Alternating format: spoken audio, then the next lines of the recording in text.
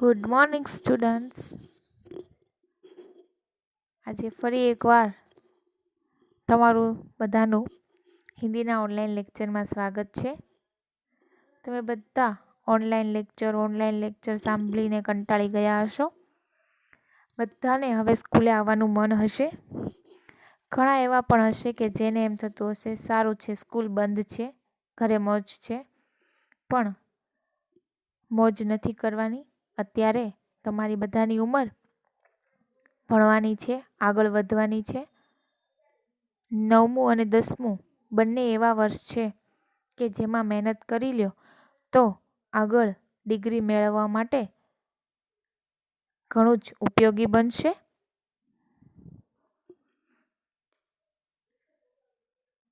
આની પહેલાના લેક્ચરમાં આપણે કાવ્ય 20 ધરતી કી શાન એની શરૂઆત કરી હતી. પહેલી બે કાવ્ય પંક્તિ વિશે આપણે લોકોએ થોડું જાણ્યું હતું. તો પહેલા ઝડપથી તે બંને પંક્તિ વિશે થોડું રિવિઝન કરી લઈએ.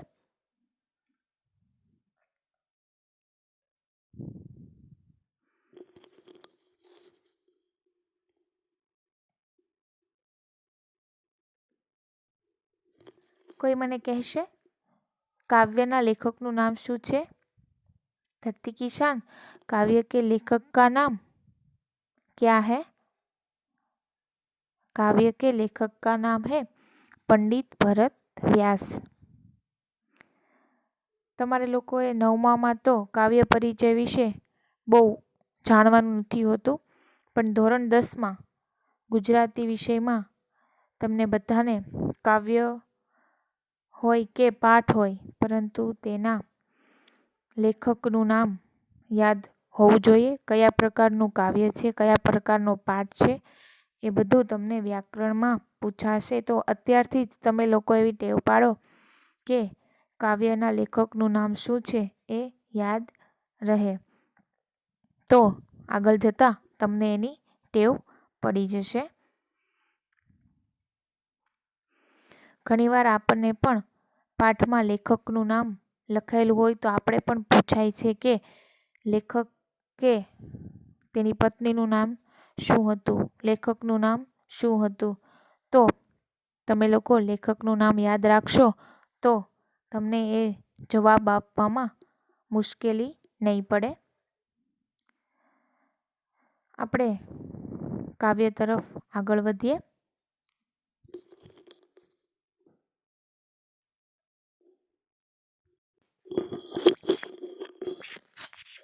धरती की शान पंडित भरत व्यास द्वारा रचित काव्य भारत की शान, धरती की शान. धरती की शान कौन है? मनुष्य. यहाँ पर मनुष्य को धरती की शान बताया गया है. जो मनुष्य है वह धरती का सर्वश्रेष्ठ प्राणी है. हम लोगों ने देखा था कि लेखक ने कहा था भारत की संतान, भारत माता की संतान और धरती का गौरव मनुष्य है. वह अपनी मुट्ठियों में तूफानों को भी बंद कर लेता है. वह अपनी मुट्ठियों में तूफानों को बंद करने की शक्ति रखता है. इसीलिए लेखक कहते हैं कि हे मनुष्य, तू बहुत महान है, तू बहुत शक्तिशाली है. आगे हम लोगों ने देखा था कि मनुष्य है वह पहाड़ों को फोड़ सकता है, पहाड़ों को गिरा सकता है. जो नदियाँ होती है उसके जो प्रवाह होते हैं उसे मोड़ने के भी शक्ति रखता है. आप सबको लगता होगा कि नदियों का मुख कैसे मोड़ा जा सकता है?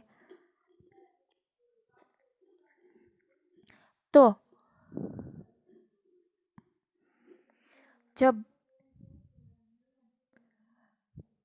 पर्वत के छोटे छोटे पत्थर बनाकर उसको एक तरफ से नदी के बीच में रख देने से जो नदी का मुख, जो प्रवाह होता है वह बदल जाता है.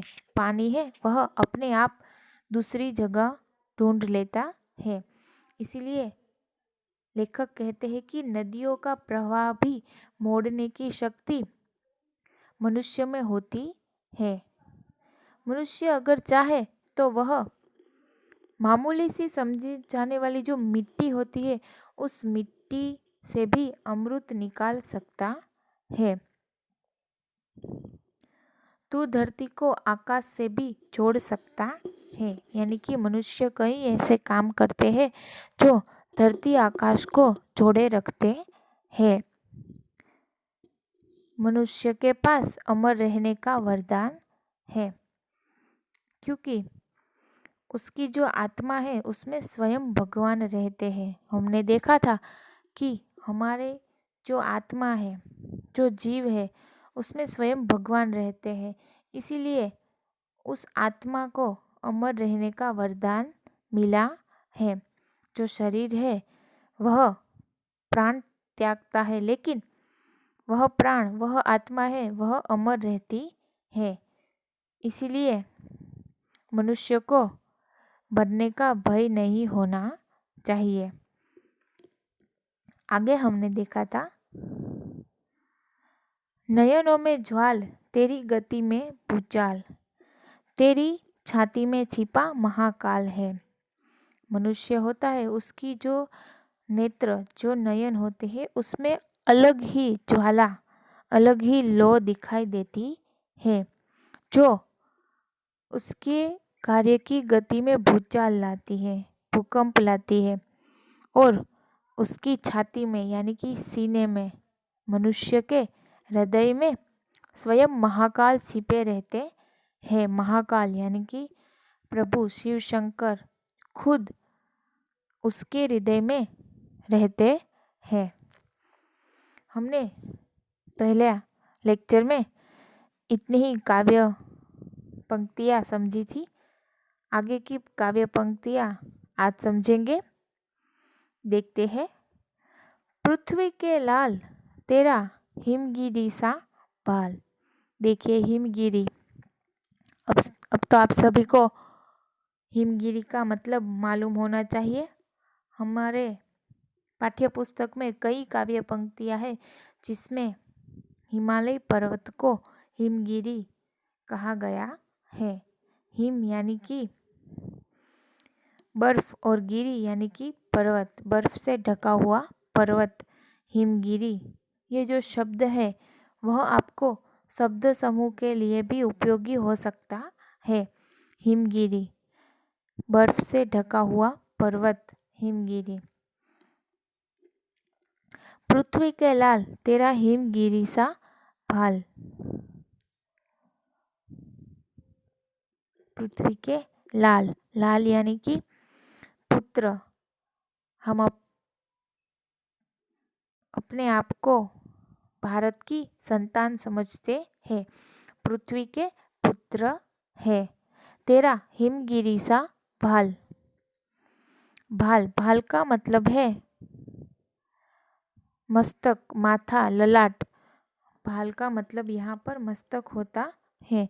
तो लेखक कहना चाहते हैं कि तेरा जो मस्तक है वह हिमालय की तरह ऊंचा है। तेरी भ्रुकुटी में तांडव का ताल है।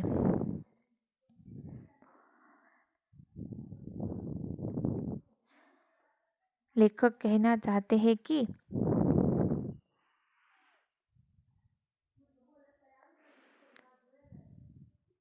जो शिव का तांडव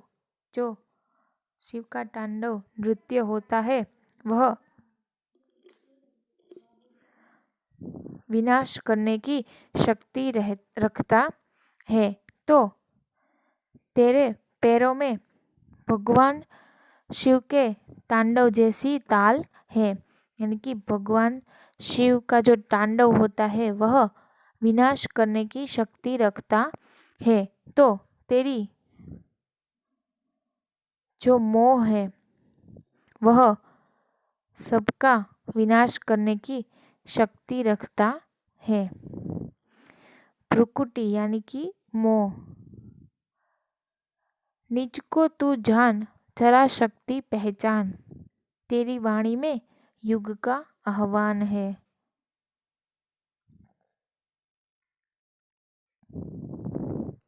निज को तू जान। निज यानी कि अपने आप को, खुद की पहचान तू कर। अपने अंदर की जो शक्ति है उसे पहचान। तेरी वाणी में युग का आह्वान यानी कि लेखक कहते हैं कि तू अपने आप को पहचान, तुम्हारी शक्ति को पहचान और अपनी वाणी से एक नए युग का आह्वान कर। एक नए युग को बनाने की ताकत तेरे अंदर है। फिर से एक बार देखते हैं। पृथ्वी के लाल तेरा हिमगिरी सा भाल। लेखक कहते हैं कि जो पृथ्वी का लाल है, पृथ्वी का पुत्र है, वह ऐसा है कि वह अपने मस्तक को हिमालय की तरह ऊंचा रख सकता है। उसमें ऐसी शक्ति होती है कि शिव के तांडव के जैसा नृत्य भी वह विनाश करने की शक्ति रखता है। आप सभी को पता होगा कि शिव का जो तांडव होता है वह बहुत ही भयानक और रुद्र रूप ले लेता है। शिव शंकर जब बहुत क्रोधित होते हैं, बहुत गुस्से में होते हैं, तभी तांडव करते हैं और उसी तांडव में कोई ना कोई विनाश करने की शक्ति छुपी होती है। इसीलिए लेखक यहाँ कहना चाहते हैं कि मनुष्य भी अपने अंदर ऐसी शक्ति छुपाए रखता है कि वह चाहे तो किसी का भी विनाश कर सकता है। हे मनुष्य, खुद को तू पहचान, निज को तू जान। यानी कि अपने आप को, अपने खुद के अंदर को छुपी शक्तियों को तू पहचान। तू अपने अंदर की शक्तियों को उजागर कर, तभी तो एक नए युग की शुरुआत होगी। तभी तेरी वाणी से एक नए युग को बुलाया जा सकता है, ऐसा लेखक कहना चाहते हैं।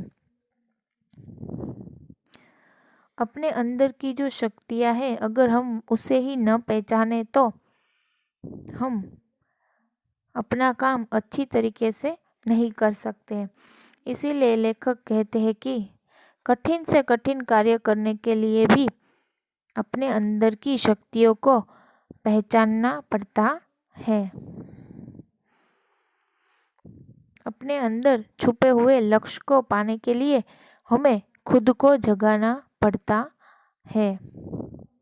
और अगर हम अपने अंदर की शक्तियों का आह्वान करेंगे, उसे पुकारेंगे और हर एक डर का सामना करेंगे तो एक नए युग की शुरुआत कर सकते हैं।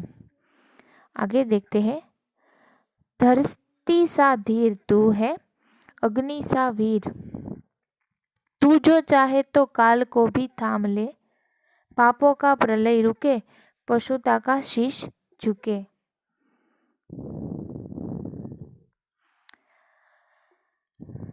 धरती सा धीर तू। हे मनुष्य, तुझमें धरती के समान धीरज रखने की शक्ति है। देखिए, अब मनुष्य को धरती सा धीर, धरती है वो आप सभी को पता है कि एकदम स्थिर है, एकदम धीरज से थमी हुई लगती है। तो लेखक यहाँ पर मनुष्य को धरती की उपमा देते हुए कहते हैं कि तू धरती सा धीर है, यानी कि धरती की तरह तू धीरज रख सकता है। तुझमें धीरज, संयम रखने की शक्ति है। अग्नि सा वीर। देखिए, एक पल में लेखक मनुष्य को धरती सा धीर कहते हैं और दूसरे ही पल अग्नि सा वीर। अग्नि सा वीर यानी कि अग्नि के समान जला देने वाली शक्ति भी मनुष्य में ही होती है। आप सभी को पता होगा कि कभी कभी आप लोग संयम से और समझदारी से काम लेते हैं तो कभी कभी अपने आप को इतना ताकतवर बना लेते हैं कि अग्नि के समान जलाने की शक्ति भी आप सब लोग अपने आप में रखते हैं। इसलिए लेखक कहते हैं कि धरती जितनी ही स्थिर है, जितनी ही संयम से रुकी हुई है, उसी तरह मनुष्य भी धरती के समान धीरज रखने की शक्ति रखता है और उसी में अग्नि के समान जला देने वाली भी शक्ति होती है। पापों का तू जो चाहे तो काल को भी थाम ले। देखिए, मनुष्य चाहे तो वह काल को यानी कि समय को भी आगे बढ़ने से थाम ले, काल को आगे बढ़ने से रोक सकता है। पापों का प्रलय रुके, पशुता का शीश झुके। पापों का प्रलय रुके यानी कि जो पाप मनुष्य के द्वारा ही किए जाने लगे हैं, उस पाप को भी बढ़ने से मनुष्य ही रोक सकता है।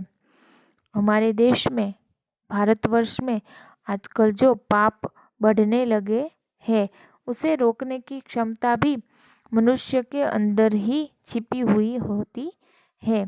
अगर हर एक मनुष्य चाहे तो आज दुनिया में हो रहे सभी पापों को रोक सकते हैं।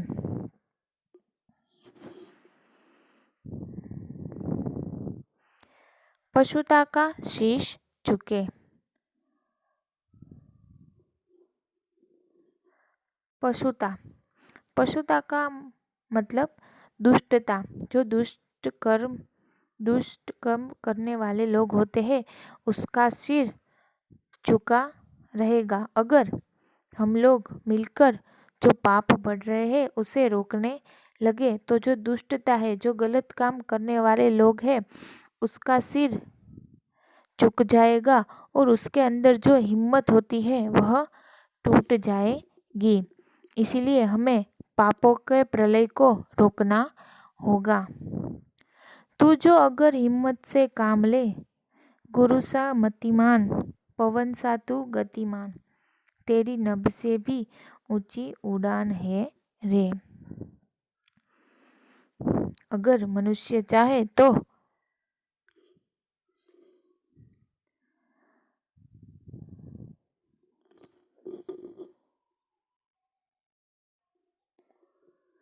वह गुरु सा मतिमान यानी कि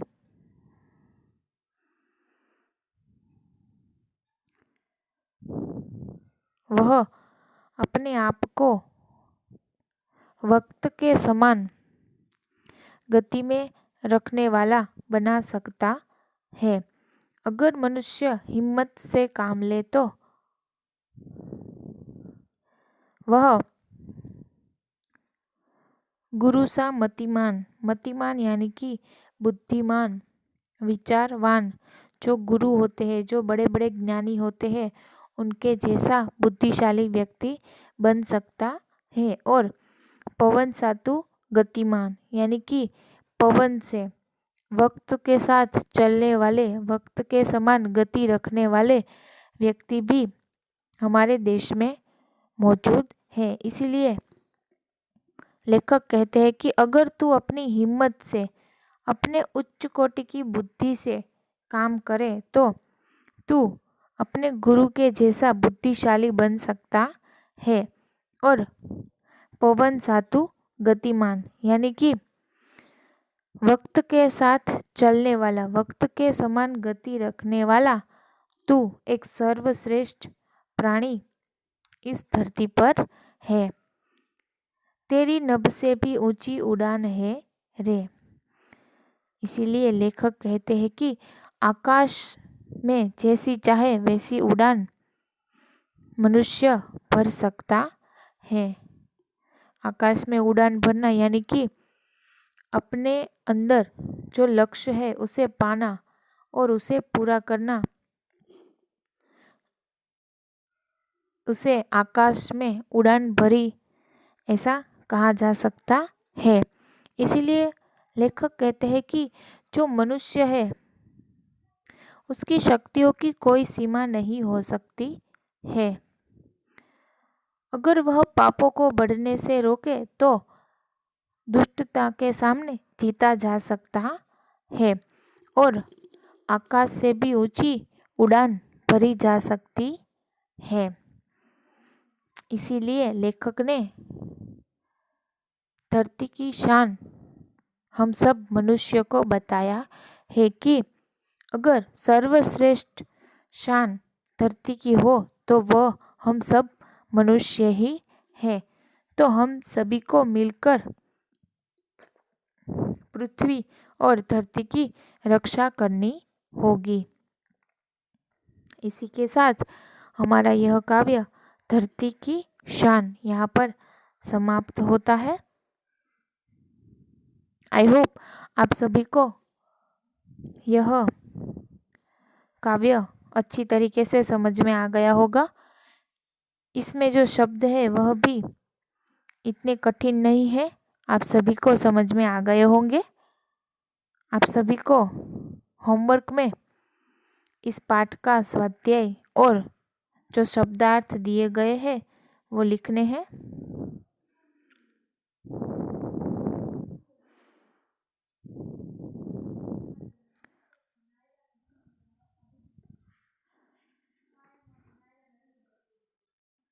स्वाध्याय आप सभी को होमवर्क में अच्छी तरीके से लिखना है।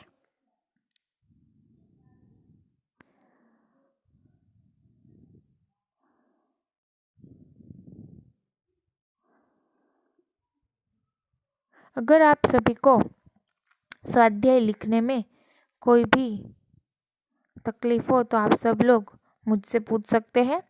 अगर कोई प्रश्न का उत्तर आपको अच्छी तरीके से ना मिले तो मैं वो प्रश्न का उत्तर आप सभी को लिखवा दूंगी, लेकिन आपको अपनी तरफ से कोशिश करनी होगी कि आप अच्छी तरीके से काव्य को समझे और फिर प्रश्नों के उत्तर लिखिए।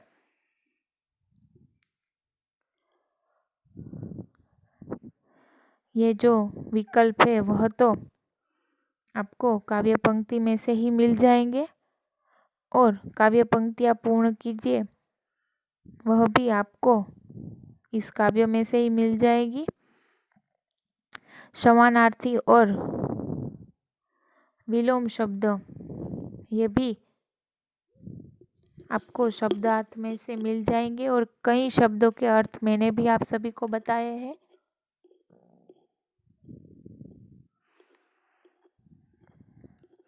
विलोम शब्द यानी कि विरुद्धार्थी शब्द लिखने हैं तो विलोम का अर्थ भी आप सभी को मालूम होना चाहिए।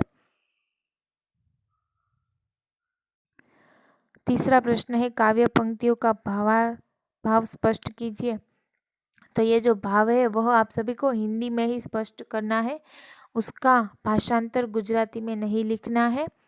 तो मैंने आप सभी को जो काव्य का भाव समझाया, जो काव्य का मतलब समझाया है वही यहाँ पर आपको हिंदी में लिखना है।